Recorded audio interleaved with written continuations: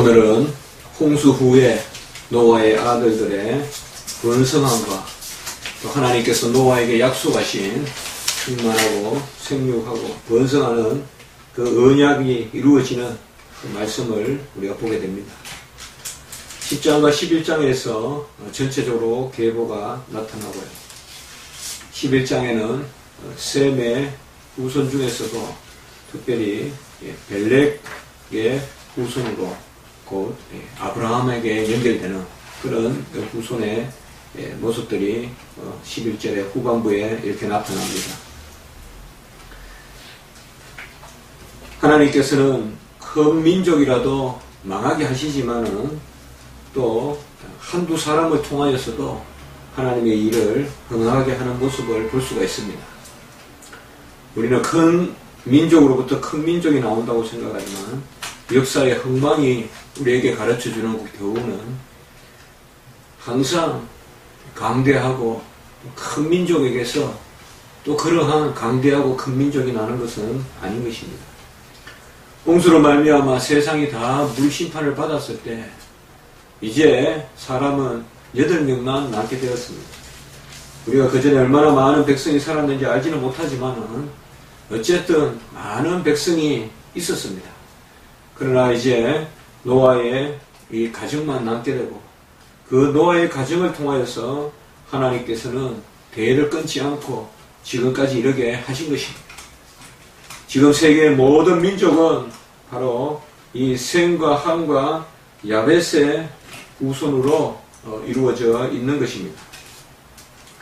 오늘 보면 먼저 야벳이 나오고 그리고 함이 나오고 그리고 셋 족속이 나타납니다. 셋 족속 중에서도 다 나타나는 것이 아니라 바로 특별히 욥단의 후손, 그렇게 오늘날로 말하면 아라비아 사람들, 셈족 중에서도 정통 하나님의 백성으로 여겨지지 않는 그 부분까지만 나타납니다. 그래서 11장에 가보면 10절 이후로 셈의 족보가 나오는데 이 족보야말로 이제 택한 백성 아브라함의 족보로 이렇게 나타납니다. 그래서 우리가 10장과 11장을 사실 함께 다 봐야 족보가 되는 것입니다. 야베스 후손은 오늘 첫 번째 보면 여러 이름들이 있습니다. 우리가 이런 이름들을 성경에서 반복해서 보는 경우도 한두 번 있지만 그러나 거의 우리에게 낯선 이름이 많습니다. 그렇다고 해서 이런 이름이 그저 이후에 장명된 것이 아니고 분명히 이런 사람들은 다 역사적 인물을 뜻하는 것입니다. 그래서 하나님께서 연관된 말씀으로 더 이상 인류는 알 수 없는 이름을 하나님께서 기록하게 하셨습니다. 야베스 후손은 오늘날 대체로 인도 유로피안 사람들로 유럽인들을 뜻하고 있습니다. 특별히 인도 유로피안 사람들 중에서 상당한 그 아리안족이 또 인도 쪽, 아시아 쪽에도 살죠. 그렇기 때문에 이 야베스 족속은 그야말로 유럽과 또 아리안족, 우리가 보면 메소포타미아 이런 데도 보면 아리안족의 침입이 시작되고 또 아리안족이 점점 번성하는 그런 때가 있거든요. 그래서 크게 봤을 때 야벳 족속은 바로 유럽 사람들과 그리고 인도 어간에 살았던 그런 사람들을 말한다고 봐서 무방할 것입니다. 야벳 족속은 창세기 9장 27절에 보면 바로 창대할 것이라는 그런 복을 받고 그리고 셈과 함께 바로 하나님을 섬길 것이라는 그런 두 가지 약속을 받습니다. 이것은 분명히 이루어졌죠. 사실 지금까지 야벳에 속한 그런 사람들이 서구 문명을 주도했습니다. 우리가 뭐 절대적으로 번성한다, 번영한다라는 그런 객관적 기준을 우리가 갖기가 어렵지만은 그래도 누가 보더라도 지금까지의 역사의 주류는 서구 역사의 중심으로 되어왔던 것이 사실입니다. 그렇게 봤을 때는 창대한 민족 야벳, 그리고 그들이 특별히 셈족은 아니지만은 일찌감치 또 기독교를 이렇게 받아들여서 전도돼서 또 기독교의 중심 국가로 이렇게 여겨졌습니다. 그것을 봤을 때는 생과 함께 하나님을 섬긴다는 그 말씀도 온전히 성취된 것입니다. 그래서 특별히 이 야벳 족속의 10장 5절에 보면 이들로부터 여러 나라 백성으로 나뉘어서 언어와 종족과 나라대로 바닷가의 땅에 머물렀더라. 특별히 바닷가의 땅이라고 하는 것은 지중해를 중심으로 그 위쪽으로 이렇게 분포되고 했기 때문에 특별히 야벳 족속을 그렇게 부르는 것입니다. 언어와 종족과 나라대로라는 이 말, 이런 말을 우리가 각각의 종족을 소개할 때마다 이 말씀이 나오는데요. 언어를 달리하고 또 종족을 달리하고 나라를 달리하는, 이것은 이미 이때부터 이제 하나님께서 섭리 가운데 하신 것입니다. 언어도 각기 언어와 종족과 나라대로, 어떻게 보면 우리가 바벨 사건에서 이후에 언어를 흩었다라고도 볼 수 있지만, 그게 아니라 하나님의 뜻은 각각의 언어, 종족과 나라대로 이렇게 이루어지는 그런 모습을 볼 수가 있습니다. 함의 후손들은 함은 뜨겁다는 의미고, 오늘날 주로 사막지대에 사는 사람들을 우리가 이야기합니다. 그래서 아프리카 사람들, 이런 사람들을 우리가 주로 이야기하는데, 함 족속은 특별히 기억해야 될 것이 바로 가나안 족속이 그 함 족속 중에 우리가 기억해야 될 가장 이스라엘 백성과 바로 대립 관계에 있는 것이 가나안 족속이죠. 그래서 가나안 땅과 유브라데, 티그리스, 그래서 바벨론 땅까지 이렇게 흩어져 있고, 또 아프리카와 에티오피아를 포함하는 이런 애국, 이런 지역을 바로 우리가 함의 족속이라고 해서 무방한 것입니다. 함 족속은 특별히 오늘날 흑인들의 그런 터전에서 우리가 볼 수가 있습니다. 오늘 여기 말씀에 보면 구스 족속 중에 니므롯이 이렇게 나옵니다. 구스는 주로 에티오피아 지방을 이야기하거든요. 그리고 그 에티오피아 지방을 살았던 그 구스 족속 중에 바로 구스의 아들 니므롯이 나오는데, 거기에 보면 8절에 세상의 천용사다 이렇게 나와 있습니다. 이것은 아마 용사라고 이렇게 기록되어 있지만은, 히브리어로 용사가 이렇게 기록되어 있지만은, 이것은 바로 첫 번째 통치자, 또 왕이라고 불릴 수 있는, 물론 우리가 왕이라고 하는 것도 그 시대별로 의미가 조금씩 다릅니다만은, 어쨌든 첫 번째 통치자가 바로 이 니므롯이 나타나서, 이 니므롯은 용감한 사냥꾼인데, 이 사냥은 세상의 어떤 그런 동물을 잡는 그런 사냥꾼이라고도 볼 수 있겠지만, 전쟁에 능했던 사람이 아닌가. 그래서 사냥꾼이라고도 할 수 있고, 또 전사, 아주 전쟁을 능히 하는 그 사람이 바로 니므롯입니다. 그래서 10절에 보면 시날 땅의 바벨과, 우리가 이제 뒤에 바벨탑의 그런 사건이 나타나는 그쪽 지역과 그쪽 지역으로부터 발원해서 니느웨와 쭉 이렇게 니느웨 땅까지도 이렇게 하는 큰 성읍을 이루는 12절에 그런 모습들을 볼 수가 있습니다.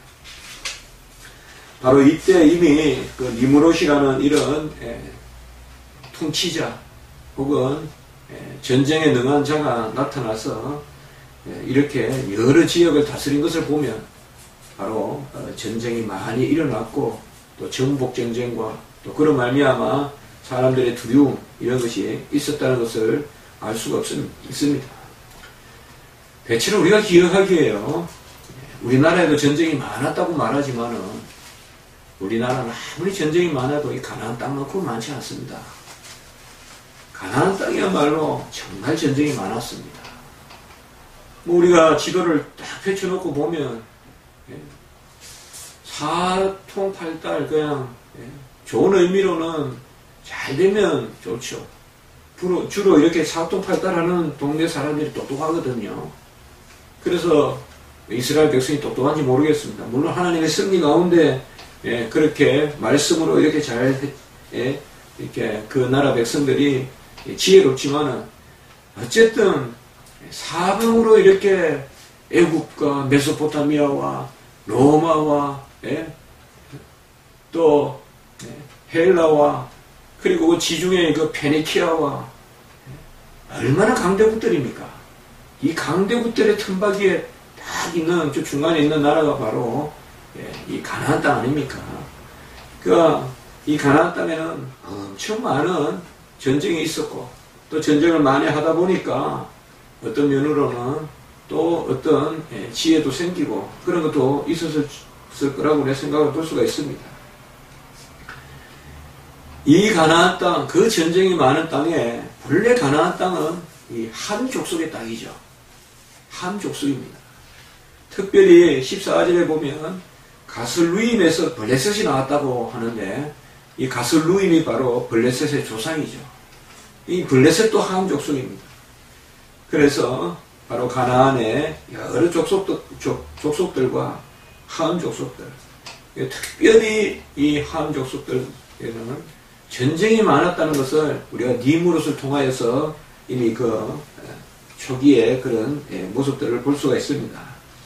특별히 가나안의 15절 이후로 보면 여부스 족속, 아모리 족속, 기르가스 족속, 히, 알가, 신 족속, 아르와, 스말, 하마 족속이라고 해서 우리가 소위 고대 가나안 부족속이라고 하는 그런 9족속이 여기에 나타나 있습니다. 그들도 20절에 보면 각기 족속과 언어와 지방과 나라대로 이렇게 표현되어 있습니다. 그래서 하나님께서 경계를 정하셨다는 것을 알 수가 있죠. 각각의 언어도 지방도 족속도 나라도. 그 다음에 셈 족속은 21절 이하의 말씀에 보면 에벨 온 자손의 조상이요 라고 셈을 이야기했는데 이 에벨은 이후에 나타나는 후손입니다.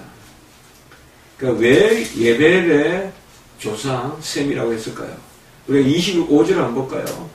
25절에 보면 에벨은 두 아들을 낳고 하나의 이름을 벨렉이라 하였으니 그때의 세상이 나뉘었으며 벨렉의 아우의 이름은 욕단이며 라고 이렇게 나타나 있습니다. 바로 셈 족속이 크게 두 부류로 나누어집니다. 다른 족속들은 여러 족속들이 있었지만은 이합집산하고 뭉쳤다가 멀어지고 하지만 대체로 그들이 그렇게 크게 분리되거나 이런 일이 없었는데 셈 족속은 보면 에벨 그 두 아들의 벨렉과 욕단 사이에서 바로 크게 나누어집니다. 이 벨렉은 아브라함의 조상이 됩니다. 이제 그것이 바로 다음 주에 우리가 볼 11장에 보면 바로 셈의 족속은 이러하니라 라고 쭉 내려오는데 이것은 바로 벨렉을 중심으로 하는 것입니다. 거기 16절에 보세요. 에벨은 34세에 벨렉을 낳았고 벨렉은 러우는 스루 이제 이런 후손들 나홀, 데라 26절에 보면 아브라함 이렇게 나오잖아요. 이 계보가 바로 우리 주님의 계보 바로 그 히브리 백성의 그런 계보이죠. 우리가 25절에 그리고 이 벨렉과 함께 나누어진 그 아우의 이름이 바로 욕단입니다. 욕단은 바로 아라비아인들. 사실은 가장 많이 싸우잖아요. 지금 아라비아 사람들하고. 여전히 벨렉과 욕단이 싸우는 거죠. 지금. 그렇게 좀 볼 수도 있습니다. 물론 팔레스틴 사람도 있지만은 팔레스틴과 또 다르게 또 아라비아 사람들 바로 이슬람권 그 원조 이게 정말 큰 전쟁 아닙니까? 이슬람과 어떤 우리가 7년 전쟁도 볼 수가 있는데 이것이 바로 여기에 나오는 벨렉과 욕단의 전쟁입니다. 벨렉과 욕단의 전쟁이 바로 이스라엘과 그 아랍 연맹의 그런 7년 전쟁 그런 것들이 다 그 전쟁 그것이 바로 다 이런 모습들입니다. 특별히 에벨이라는 이름이 나오죠. 이 에벨이라는 이름이 히브리 말로 건너가다, 건너오다, 바로 이 말에서 나온 것으로 히브리라는 말입니다. 히브리어로 말로 하면 바로 에벨이라는 말이 바로 히브리라는 말의 기원이 됩니다. 그래서 히브리 민족이라는 말은 건너오다, 건너가다. 어디서 건너왔는지는 모르겠지만은 아마 에벨은 어느 지역에서 이동을 해서 들어온 그런 민족이라고 볼 수 있어요. 그래서 이 에벨이라는 이름으로부터 히브리라는 그런 이름이 나타나고, 바로 특별히 벨렉의 때에 이렇게 욕단과 나누어진 것이 바벨탑 사건 때문에 그 아니냐라고 보는 것이 바로 주석가들의 견해입니다. 그래서 오늘 여기에서 우리가 보면 여러 말씀들, 어떻게 보면 이런 말씀을 우리가 어떻게 전해야 될지 참 전하기 쉽지 않은 그런 부분이지만, 우리가 좀 더 이런 말씀들 통하여 좀 하나님의 은혜를 나누어 본다면, 하나님께서는 이런 시대를 통하여서 많은 민족의 흥망을 정하신다는 것. 그러나 그 가운데서도 택한 백성들을 향한 하나님의 특별한 뜻이 있다는 것을 우리가 볼 수가 있습니다. 지금은 다 하나님께서 이 민족들을 넘어서는 이방의 빛이 되셔서 지금은 셈이든 함이든 야벳이든 구별하지 않습니다. 아직까지 무슨 함 족속의 후예라고 하면서 하나님의 은혜의 먼 백성이고, 야벳은 가깝고 셈이야말로 하나님의 백성이다. 그런 것은 이제는 예수 그리스도의 보혈의 공로로 다 철폐가 되었죠. 여기에 나오는 계보는 이제 왜 중요해요? 바로 예수 그리스도께서 어느 후손으로 오시느냐, 우리의 구주께서 어디로 오시고 그 구주를 예배하는 그 택한 백성들이 누구냐 이거죠. 바로 아브라함과 이삭과 야곱의 후손들 가운데서 예수 그리스도께서 오시는데, 바로 인류의 이거 전부 어쨌든 죄인들 아닙니까? 죄인들의 족보 아닙니까? 10장 11장이 다 죄인들 아니에요. 하나도 그대로는 구원받지 못하는 그 야곱의 후손들 죄인들이잖아요. 노아의 후손들 햄과 삼과 야벳, 그 가운데 하나님께서 은혜를 더 베푸신 부분도 있지만 다 죄인들인데, 이들을 구원하실 하나님의 아들이 어디에서 나오느냐. 우리는 이런 역사를 통하여서 역사의식이란 말도 있는데요, 그저 우리 인생이 끝없이 계속될 것이라는 그런 생각도 하지 말고, 금방 50, 60, 70, 또 금방 하나님 나라에 또 가야 되는 그런 게 우리 인생 아닙니까? 한 7, 8년 일하다 보면 벌써 60이 돼 있고, 또 60이 되면 7, 8년 후에는 은퇴해야 돼요. 그렇게 나누어 보면 7, 8년 일하고 7, 8년 후면 은퇴한다 이렇게 보면 한 20년, 30년 일하는 것도 그렇게 길지 않고 금방 지나갑니다. 우리가 어떻게 보면 짧다고 할 수도 있는 이런 상황, 이렇게 많은 인간의 군상들 가운데서 이것이 한 사람 한 사람의 이력임이라기보다 아까 말하면 바로 뭐예요? 지역과 언어와 종족이잖아요. 이 한 사람 한 사람 한 사람들은 지역을 대표하고 언어를 대표하고 종족을 대표한다고 봤을 때는 어떻게 보면 우리 내 이름이야, 우리 한 사람 한 사람 개인의 이름이야 얼마나 허무한 것이겠습니까? 내가 하나 이 땅에 있거나 또 이 땅에서 사라지거나 뭐가 크게 그렇게 중요하겠습니까? 그렇게 보면 우리의 삶의 인생의 가치도 또 이런 큰 역사의 대하에 또 앞에 서면 아주 하잘것 없고 정말 강 바닥에 있는 모래와 같이 썰려 내려가는 게 우리 인생 아닌가 하는 그런 생각도 하게 됩니다만, 그러나 우리가 한 가지 생각할 것은 역으로 이런 민족이 노아로부터 나왔다는 것을 또 생각해야 됩니다. 한 사람으로부터 이 많은 민족이 나왔고 한 사람으로부터 이런 인종과 언어와 지역과 그야말로 역사가 형성되었다는 것을 봤을 때는 이것이 우리에게 가르쳐주는 또 다른 교훈은 우리도 한 사람 한 사람이 정말 역사의식을 가지고 정말 하나님 앞에서 의미 있는 일을 하고 매번 시기를 미루어 두거나 또 너무 이 세상의 일들을 마지막 일같이 여기지 말고 이 세상에서 시험이 있고 이 세상에서 어떤 손가락질을 받고 이 세상에서 평범하다는 그런 삶을 못 살아도 우리가 하나님 앞에서 의미를 찾는 그런 일을 하게 된다면 하나님께서 우리의 이름도 결코 가벼운 이름이 아니지 않느냐.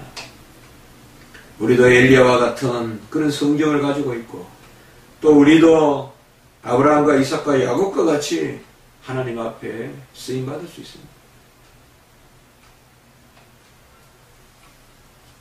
다니엘과 같이 중심을 정확하게 가지고 고집스럽게 가려서 행동하고 고집스럽게 기도하고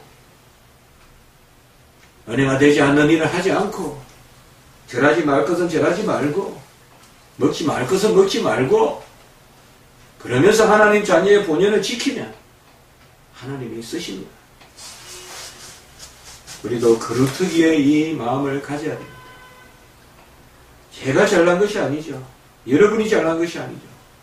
그러나 하나님을 의지하는 우리는 분명히 택한 백성이요 존귀한 백성이죠. 오늘 말씀을 통하여서 얼마나 많은 역사들이 오갑니까? 역사도 변하고 지형도 변합니다. 지형도 변하지 않겠습니까? 다 변합니다. 시골의 땅에도 가보면 불과 유학 한번 갔다 오면 몇 개 길이 생겨서 산천도 변합니다. 사람도 변하고 삼천도 변하고 가치관도 변하고 다 변합니다. 이런 가운데서 우리가 무엇을 위하여 살아야 될 것인지 이런 것을 오늘 말씀은 잘 전해주고 있는 것입니다. 이제는 셈 족속이 없고 함 족속이 없고 야벳의 족속이 없지만 셈과 함과 야벳의 교훈은 우리에게 여전히 남아있는 것입니다. 우리는 하나님을 잘 섬기는 백성 가운데서도 그저 무조건적 은혜로 우리를 선택하셔서 하나님의 백성의 계보에 세웠다는 것을 감사하면서 항상 그것을 감사하고 또 확신하는 그런 삶이 되시기를 주님의 이름으로 축복합니다. 한번 기도드리겠습니다. 하나님 아버지, 인류에 많은 군상들이 있지만 그것이 노아의 또 방주로부터 시작되는 아버지의 새 시대의 그런 아버지의 역사를 오늘 보았습니다. 아버지, 우리 가운데서도 이런 아버지여 하나님께 온전히 순종하고 또 하나님이 택하시고 그 방주에 또 들이시는 그런 선택된 백성들은 적인 많은 아버지의 후손들을 두게 되고 또 그것으로 우리가 전도하는 믿음의 백성들도 삼게 되고 그런 많은 일들이 일어날 줄 믿습니다. 칼빈 목사님 그의 아들이 죽었을 때 아버지 나에게는 또 10,000명의 아들이 있다고 하면서 목양의 그 놀라운 고백을 하였는데 우리도 아버지여 이 시대에 영적인 많은 자녀를 낳는 그런 저희들이 되게 도와주시고 우리 교회도 그런 역사를 일으키는 교회가 되게 해 주시옵소서. 저희들은 심히 연약하고 부족합니다. 저희들을 통하여는 구령의 역사가 나타나지 않습니다.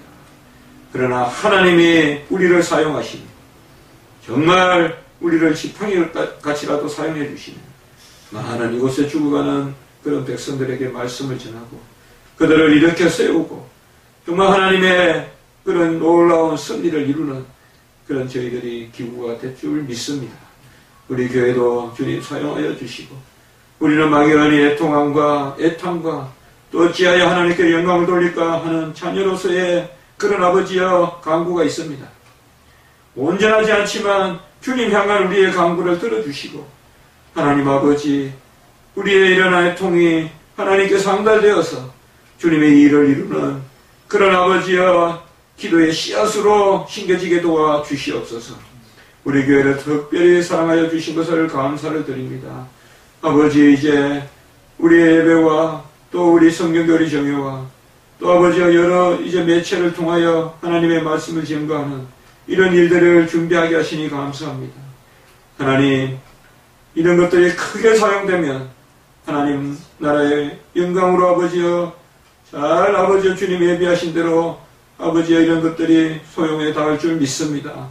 아버지, 우리는 그저 갈릴리의 그런 어부와 같이 그저 그들이 구석진대에 모여서 그저 예수를 쫓아다니고 그 작은 모습과 같았지만 전체 아버지의 구속사에 큰 핵을 걷는 주님의 제자들이 되었듯이 우리도 어떻게 보면 정말 이 구석에서 작은 일을 이루는 것 같지만 주님의 큰 일을 행하는 그런 역사가 나타날 수 있도록 주여 도와 주시옵소서.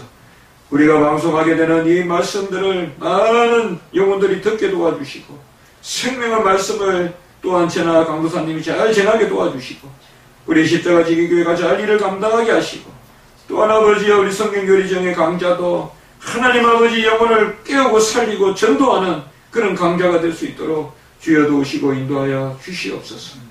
감사하고 예수 그리스도 이름으로 기도드리옵나이다. 아멘. 이 시간에는 우리가 시간이 좀 지났지만은 몇 가지 기도 제목을 놓고 기도하겠습니다. 오늘 말씀을 비추어 보면서